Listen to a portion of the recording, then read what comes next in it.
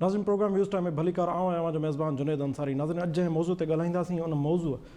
ते ॻाल्हाइण लाइ ज़रूरी आहे त सिंधी तारीख़ जो पस मंज़र कुझु सम्झिजे ऐं कुझु मौक़िया कुझु वाक़िया अहिड़ा हूंदा आहिनि जेके कंहिं क़ौम में कंहिं कल्चर में कंहिं समाज जे अंदरि तारीख़ बदिलाए विझंदा आहिनि। हिकिड़ो ॾींहुं हो 2009 जो, जॾहिं हिकिड़ो मख़सूस टीवी एंकर जॾहिं उन वक़्तु सदर आसिफ़ अली ज़रदारी श्रीलंका ऐं अफ़गानिस्तान जे दौरे ते वियो त उन टोपी पाती, त उन टोपी पाइण ते हुन पंहिंजो बुग़्ज़ जो इज़हार कयो ऐं उन ते चिथर कई। उन चिथर पावर कॉरिडोर खां वठी सिंध जे आम लोकनि ताईं, आम माण्हुनि ताईं उन में हिकिड़ो कावड़ पैदा कई, क्रोध पैदा कयो। उन ॾींहं ते सीनियर सहाफ़ी अली काज़ी साहब हिकु ॾिहाड़े जी शुरूआति कई जंहिंखे अॼु दुनिया एकता ॾिहाड़े जे नाले सां सुञाणे थी। उन एकता ॾिहाड़े खे हींअर त एकता ईद जो नालो ॾिनो वञे। जंहिं बि जाइ दुनिया जे कंहिं बि कुंड कुड़छ में, चाहे सिंधी ॿोली ॻाल्हाईंदड़ हुजे या सिंध सां वाबस्ता को बि शख़्स हुजे, उहो अजरक टोपी पाए सिंध सां लाॻापियल जेके बि तारीख़ी रवायतूं आहिनि उन्हनि खे अख़्तियार करे पंहिंजी सकाफ़त सां दिली मोहबत जो इज़हार करे थो। इन एकता ॾिहाड़े जो हिन भेरे जेको ॾींहुं मुक़ररु कयो वियो आहे उहो 5 डिसंबर आहे ऐं हर साल जीअं डिसंबर जे पहिरें आचर खे सिंधी आचर चयो वञे थो या एकता ॾिहाड़ो सां मनसूब कयो वञे थो। अॼु बि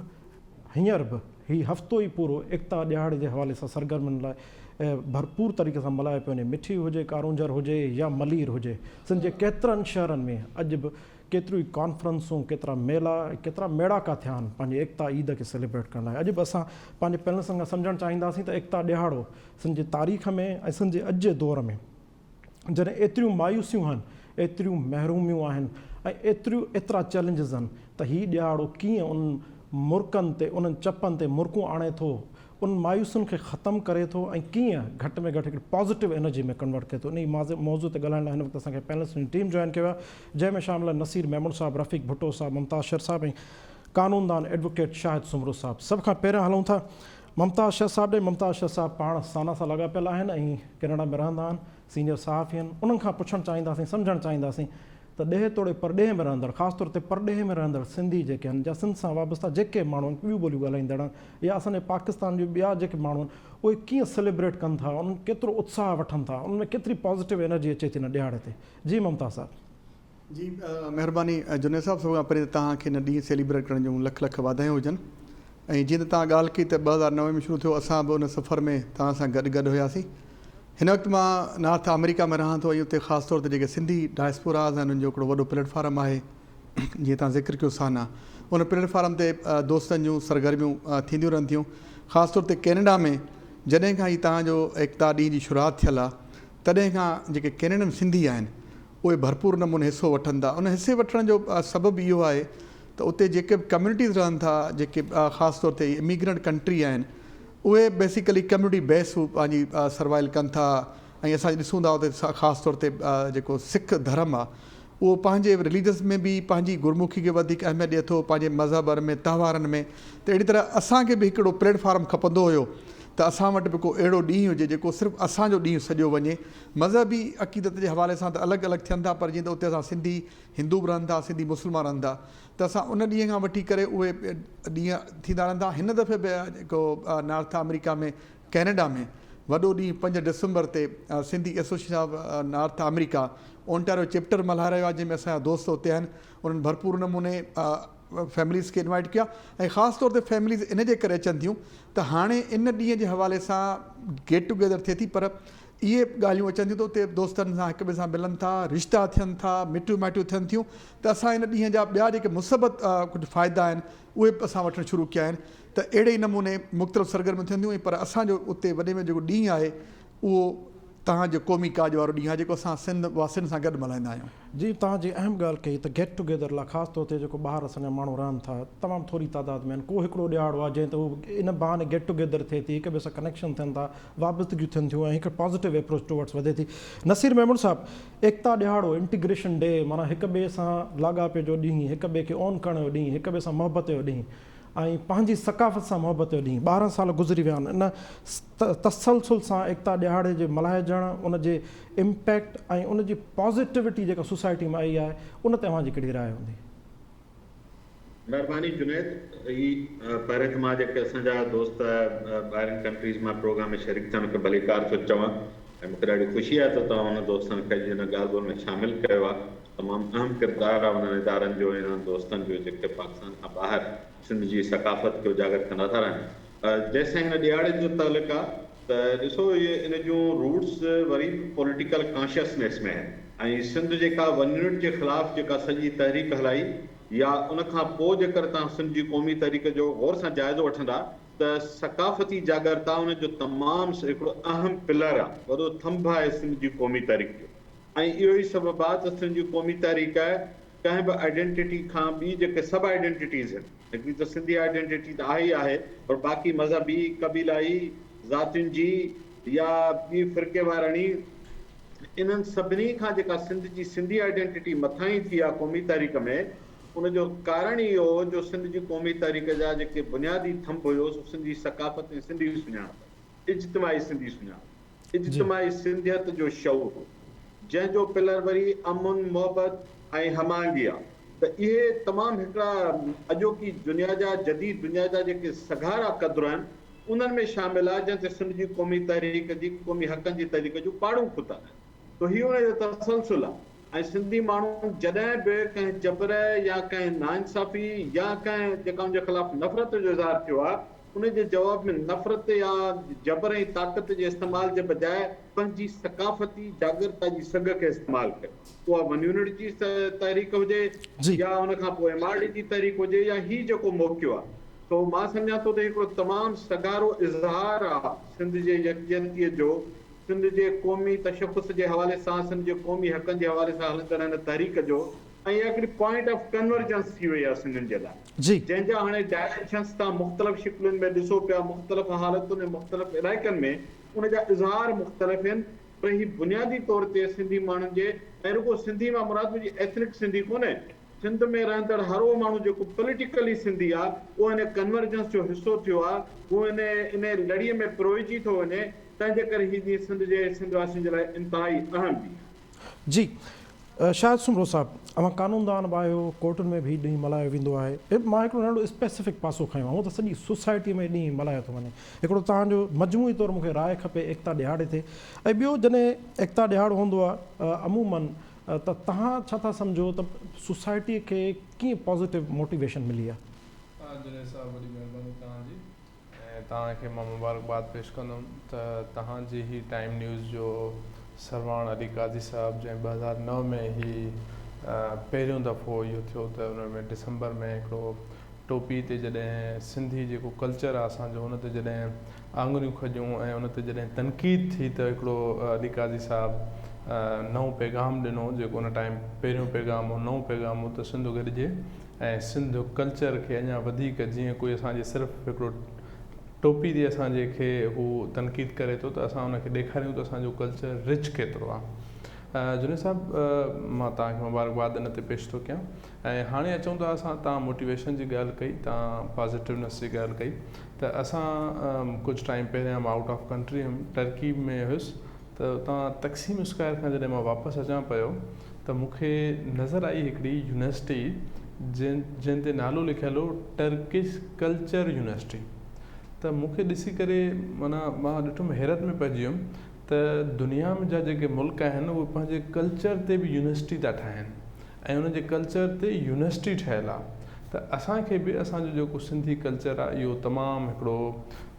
रिच कल्चर आहे ऐं तमामु पुराणो कल्चर आहे। उन ते असांखे बि इहो सोचणु खपे त असां उनखे सुठे तरीक़े सां, जेके असांजे कल्चर जा जीअं टोपी आहे, अजरक आहे, इहा हिकिड़ी वॾी इंडस्ट्री आहे ऐं उन ते असांखे रिसर्च बि करणु खपे ऐं उनखे असां संभाले बि रखूं। ऐं ॿी ॻाल्हि इहा त जेको हीअ असां 5 दिसंबर ते सेलिब्रेट कयूं था त इहो हिकिड़ो ईअं असांजे सिंधियुनि जे लाइ ईअं महसूसु थींदो आहे त ॼण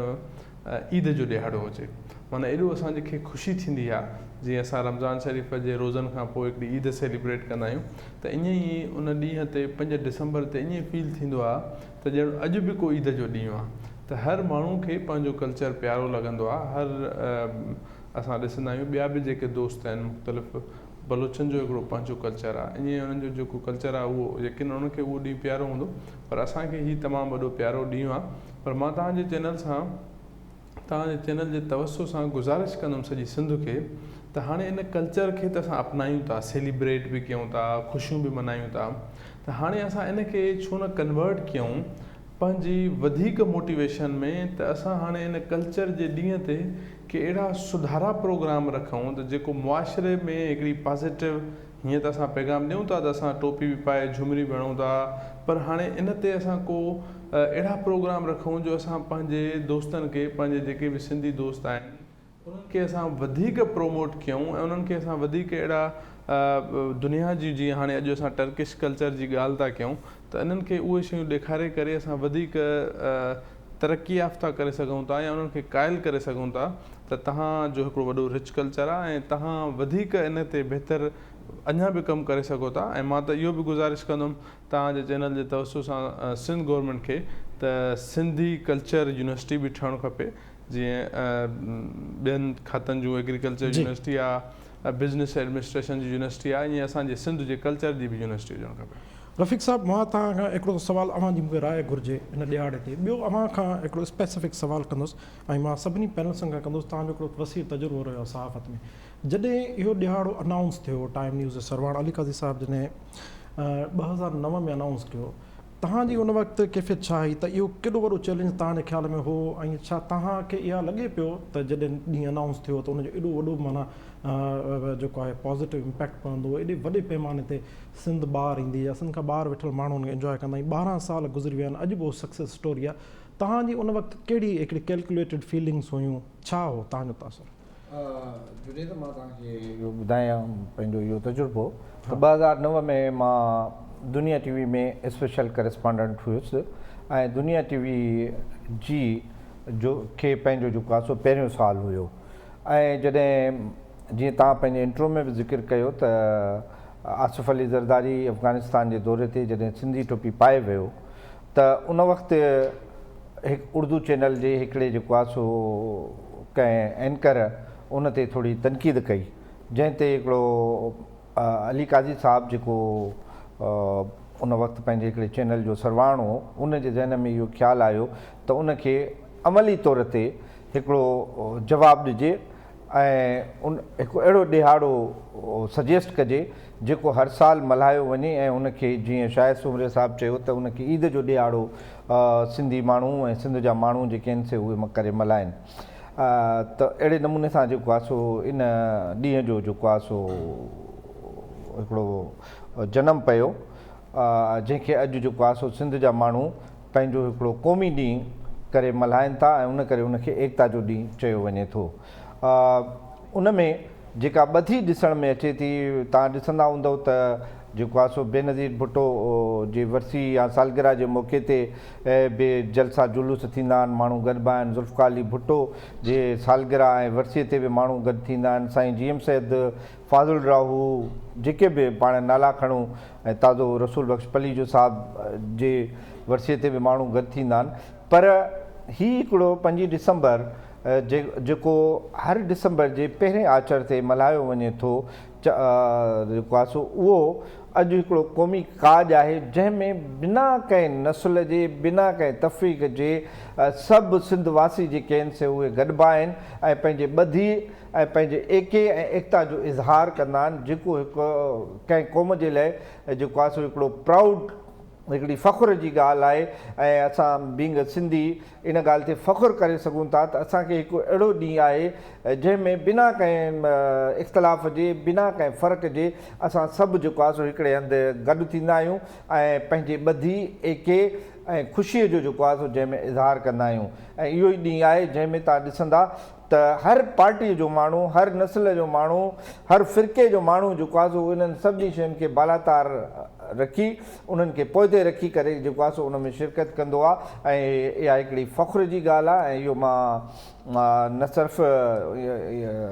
इन करे अली काज़ी साहिब खे क्रेडिट ॾींदो जो उनजी टीम जो हिसो आहियां ऐं टीम जो हिकिड़ो अहम हिसो आहियां, पर इहो हिकिड़ो वॾो ऐं दानाइतो फ़ैसिलो हुयो जंहिंजे लाइ सिंधी क़ौम जेका आहे सा अली काज़ी साहिब जी इंतिहाई थोराइती बि आहे ऐं उनखे यादि बि रखंदी आहे त इहो उन हिकिड़ो नओं तारीफ़ ॾिनो, नओं ॾिहाड़ो ॾिनो जंहिं ते हर सिंधी बग़ैर इख़्तिलाफ़ जे, बग़ैर उनजे गॾु थी करे पंहिंजे ख़ुशीअ जो इज़हार करे थो। ममता साहब, तव्हां खां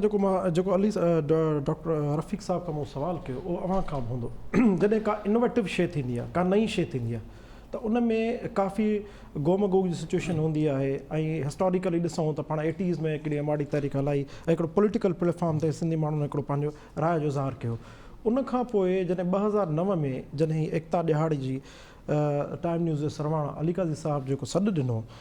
तव्हां उन दौर में सहाफ़त में सलाड़ियल हुआ ऐं हिते ई कयो पिया, हिकिड़ो त मूंखे सम्झाइजो तव्हांजी उन वक़्तु छा सोच हुई त इहो कीअं छा कामयाबु थी सघंदो न थी सघंदो, कई विसवसा कई सोचूं, तव्हांजी उन वक़्तु कहिड़ी कैफ़ियत हुई?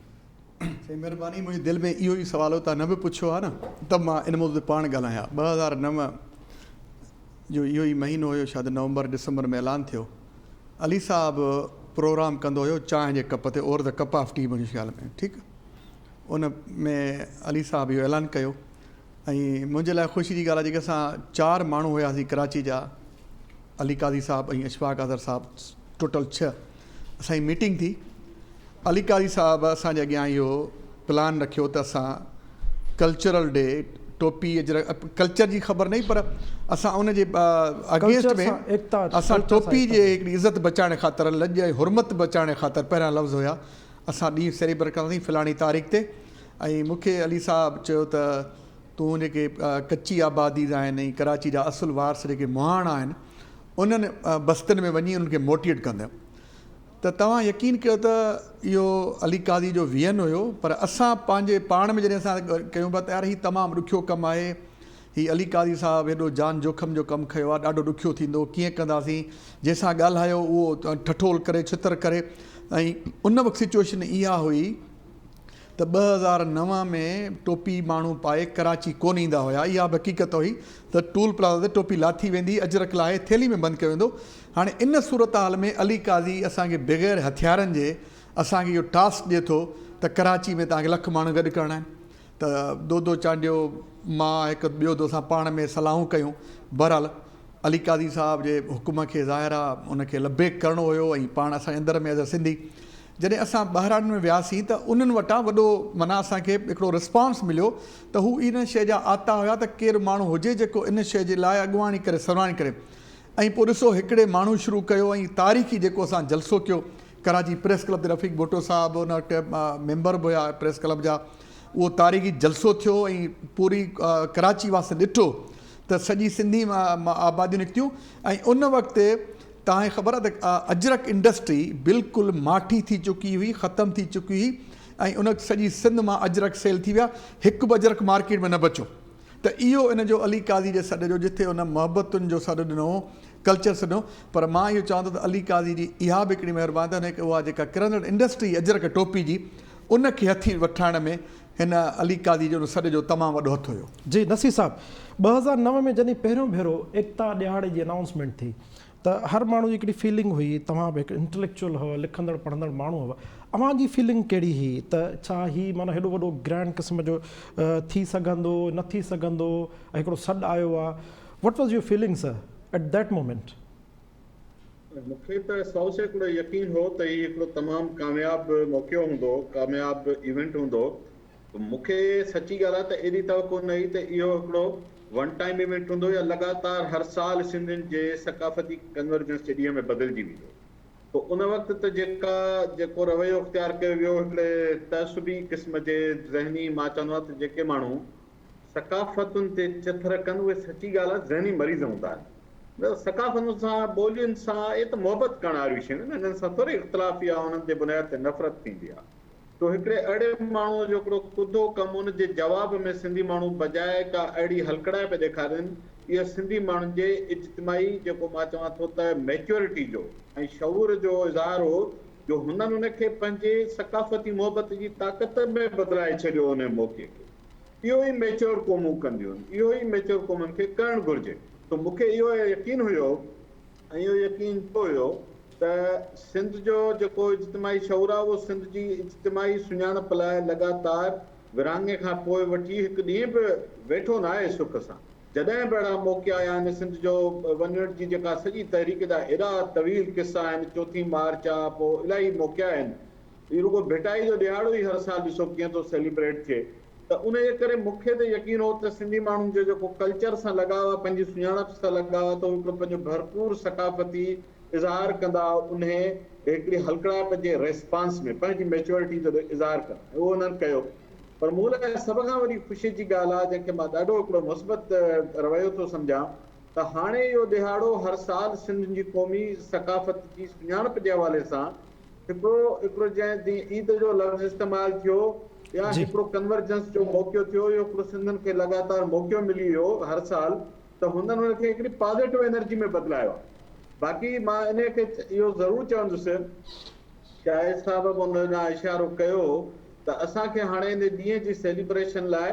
ख़ुदि हिकिड़ा नवां इज़हार जेके कल्चर सां गॾु जेके ॿिया पासा आहिनि उहे बि आसे पासे हाणे डिबेट्स तव्हां ॾिसो डिस्कशन्स थियनि था। सिंधी सोसाइटी जे के माण्हू उन ॾींहं ते तइलीम जे बारे में ॻाल्हाइनि था, के क़बाइली नफ़रतुनि जे ख़िलाफ़ु ॻाल्हाइनि था, के जागीरदारी जे ख़िलाफ़ु ॻाल्हाइनि था। त हर साल इन खे हिकिड़ो थीम बि जेकर ॾिजे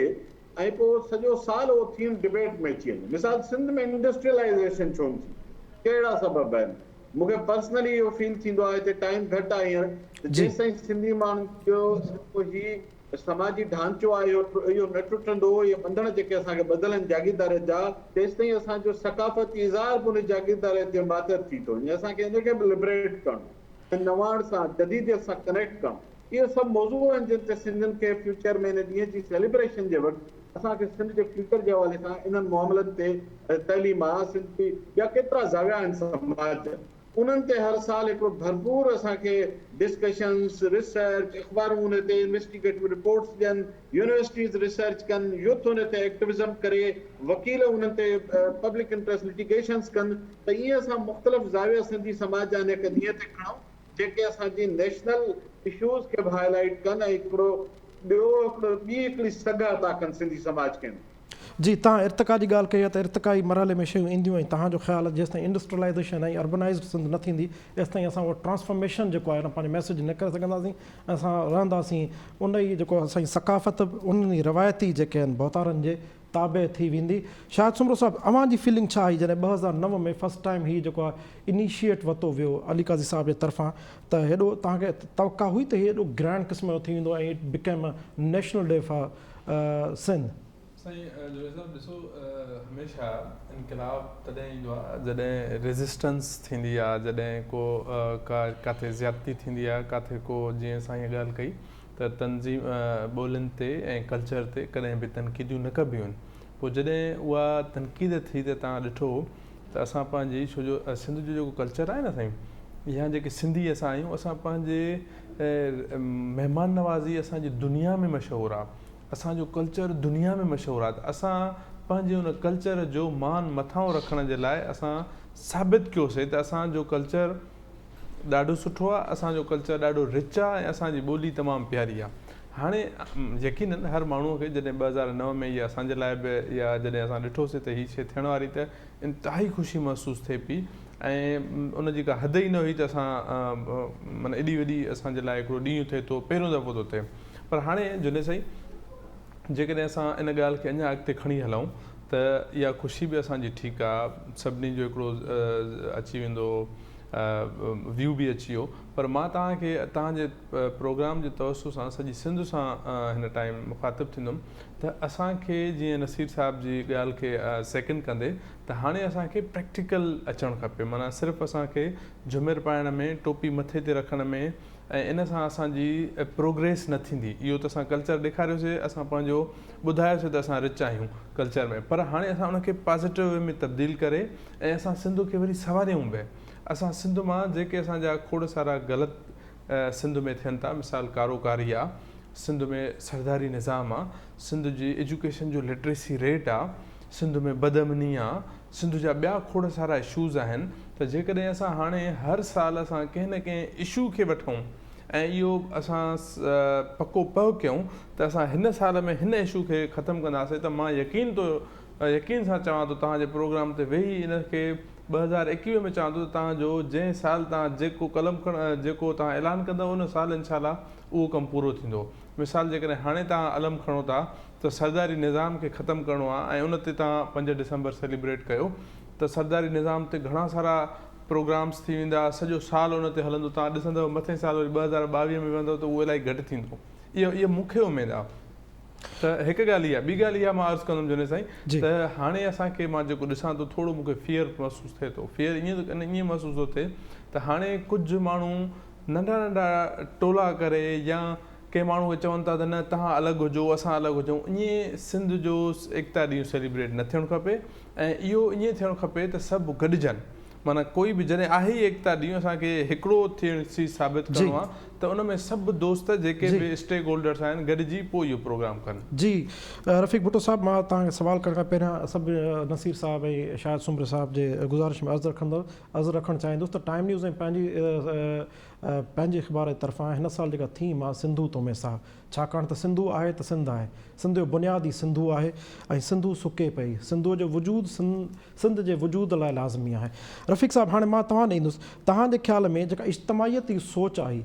उहा 2009 खां 2021 ताईं जो जेको सफ़र आहे 12 सालनि में, उहो केतिरो ट्रांसफॉर्म थियो आहे, केतिरी मैच्योर थी आहे? साईं बिल्कुलु वॾे पैमाने ते उन में मैच्योरिटी आई आहे ऐं तादादु 2009 जो तव्हां तादादु ॾिठो, वरी 2010, 2012, 2000 हाणे तव्हां जेको तादादु ॾिसंदव तव्हांखे उन में जेको आहे सो हिकिड़ो वॾो वाधारो ईंदो। हिकु त छाकाणि त इन जो जेको वॾो मरकज़ी प्रोग्राम आहे उहो कराची में थिए थो, त कराची में जेको सिंधी माण्हू रहे थो उन मां हिकिड़ो ख़ौफ़ टुटो आहे, उनजो एतमाद वधियो आहे ऐं उहो भरपूर नमूने सां उन में शिरकत करे थो ऐं उन प्रोग्राम खे ऑन करे थो, उन प्रोग्राम खे पंहिंजो सम्झे थो ऐं हू न सिर्फ़ु उन में को बि मर्द जेको आहे सो पाण फैमिली मेंबर जे तौर ते शिरकत नथो करे पर पंहिंजे पूरी फैमिलीअ खे इन्वॉल्व करे थो। उन में तव्हांखे मायूं औरतूं नज़र ईंदियूं, ॿार नज़र ईंदा, न्याणियूं नज़र ईंदियूं। हैदराबाद में शानदार प्रोग्राम थियो जंहिंमें वॾे पैमाने ते फैमिली ऐं जेसि ताईं जेको आहे सो मौज़ूअ जो तालुक़ु आहे त इहा पाणी हिकिड़ी हक़ीक़त आहे, पाणी तव्हांजी ज़िंदगी आहे ऐं इहो वरी क्रेडिट जेको आहे सो टाइम न्यूज़ खे मिलंदो जो उन इहो टॉपिक हिकु अहिड़े वक़्त ते जेको आहे सो मुंतख़िब कयो आहे, अहिड़े वक़्त ते चूंडियो आहे जो सिंध में पाणीअ जी खोट आहे ऐं ॾींहों ॿ ॾींहुं जेको आहे सो समुंड दरिया जे तरफ़ वधंदो वञे पियो ऐं दरिया बुर्द थींदो पियो वञे ऐं असांजूं ज़मीनूं जेके आहिनि सो उहे सॉल्टेज ऐं खारियूं पियूं थियनि ऐं असांजी आबादी जेका आहे सा घटिजे पई। तंहिं करे असां इहो ॼाणी वाणी जेको आहे सो पाणीअ ते फोकस कयो आहे ऐं हिन वक़्तु बि पूरे मुल्क में जेके आहिनि से न सिर्फ़ु हाणे सिंध पर सराइकी इलाइक़ो बि जेको आहे सो पाणीअ जी खोड़ जी दाऊं करे थो ऐं उहो हिकु वॾे सूबे ते जेतोणीकि सराइकी इलाइक़ो बि वॾे सूबे जो हिकिड़ो इंतिज़ामी तौर ते ऐं जोग्राफी तौर ते उनजो हिसो आहे पर उहो बि पाणी जूं जेके आहिनि से खोड़ जूं दाऊं पियो करे जेका असांजे मौक़ुफ़ जी हिकिड़ी ताईद आहे त जेको आहे सो जेके मथे वेठल आबादी आहे, जेके मथे वेठल इंतिज़ामी इदारा आहिनि उहे जेके आहिनि से पंहिंजे चालाकियुनि ऐं ठगियुनि सां जेके पुछड़ी वारा इलाइक़ा आहिनि उन्हनि सां ज़ुल्म पिया कनि ऐं उन्हनि खे पाणी न पिया ॾियनि, जेको हिकिड़ो निसोरो जेको आहे सो न सिर्फ़ु 1991 वारे पाणीअ जे मुआहिदे जी बनकड़ी आहे पर सिंध सां हिकिड़ो वॾी वेदन बि आहे। जी वॾी महिरबानी रफ़ीक भुट्टो साहब, नसीर मेमन साहब, मुमताज़ शर साहब ऐं एडवोकेट शाहिद सुमर साहब, तव्हां पंहिंजी क़ीमती टाइम असांखे ॾिनो ऐं एकता ॾियारे एकता ईद ते पंहिंजे राय खां असांखे आगाह कयो। नाज़रीन ते प्रोग्राम टाइम पंहिंजी पुॼाणी ते पहुचे, पंहिंजे मेज़बान जुनैद अंसारी खे ॾींदा इजाज़त, सदाईं गॾु।